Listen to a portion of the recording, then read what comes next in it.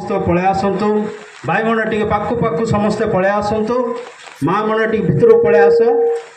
समस्त को अनुरोध आखपाखे जी जन उपस्थित अच्छा समस्ते मंडप सामना को पलि आसबे गाड़ी पछपटे ठिया देखा ना शुभ ना तेणु समस्त को आग को नापी मु बर्तमान आमर विपिन भाईना को अनुरोध करी सी पदे कहे तापर भाईना आमर मुख्य आउ रे तेणु से आज से उद्देश्य आज आमर यही समस्या को नहीं जे मो लोक एते समस्या घर में रे ता मु केबे भी बर्दाश्त करी ना मो लोकों पाखे मु निश्चित भाव में जाकि सहाय हेबी ठिया हेबी एवं तांकर पारु पर्यंत मु चेष्टा करी बोली कथा दे आज भाईना आम पाखे उपस्थित अच्छा।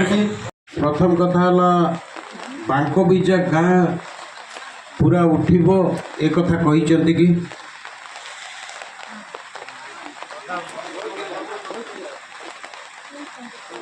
बांको बीजा गाँ पूरा उठिब ए कथा कही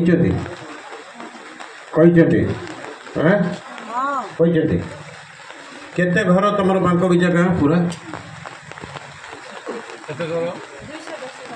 210 आज्ञा 210 घर ये 210 घर बांक विचार उठीज बोली कहते। अच्छा भालटिया कॉलोनी केते घर आप जानते जो मैंने भालटिया कॉलोनी रोचती 30 घर से 30 घर भी उठिब बोली कहते। एक बार केते घर उठिब बोली कहते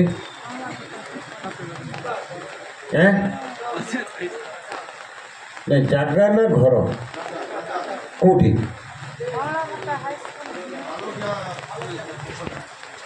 मैं 30 जन को छाड़ी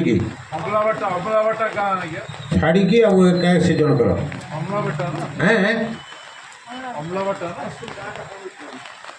मुझे गोटे गोटे गाँव को आसुची तुम्हें जो जगह किच कौ पाखे किच भालटिया कॉलोनी पाखे से 81 जन कर भालटिया कॉलोनी पाखे जो जगह किच से केते जनकर से जगह जाऊँगी कौटर मिसेक 200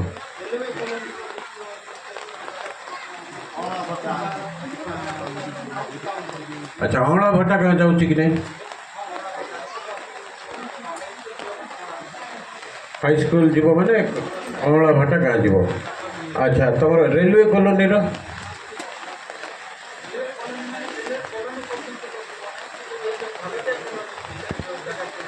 से तो भालटिया कॉलोनी गला रेलवे कॉलोनी कि अच्छा अच्छा अच्छा एक गाँ भीतर से नुआगुड़ा कि जदि एयरपोर्ट पाई 10 एकर 11 एकर जदि आपण को दरकार पड़ुची ताहले से 11 एकर ही आमे देई पारिबु आउ भविष्यत रे केबे मध्ये आपण आसीबे नाही जे हमको आउरी अधिक दरकार ए जिंस आपण केबे हमको आसिकी कहिबे नाही तो से माने सेतिरे एग्री करी जाइथिले जे हां नाही ना हमको अधिक दरकार नहीं हमको सेतिकी दरकार अछि तो से जिंसडा कोआइथिला से जिंसडा पोरे 2022 पर 2025 पर्यंत कौन सी प्रकार सूचना नहीं कौन सी प्रकार नोटिफिकेशन नहीं कौन सी प्रकार किछि नहीं सरकारी कल तरफ 2025 माने गत वर्ष ठीक यही जगार आज जो आम उपस्थित अच्छु यही जगार वीडियो तहसीलदार एवं आरआई महोदय आसते से बैठक में सब कलेक्टर महोदय आसबार किंतु कौन से कारण आसीपारी ना आसिले ना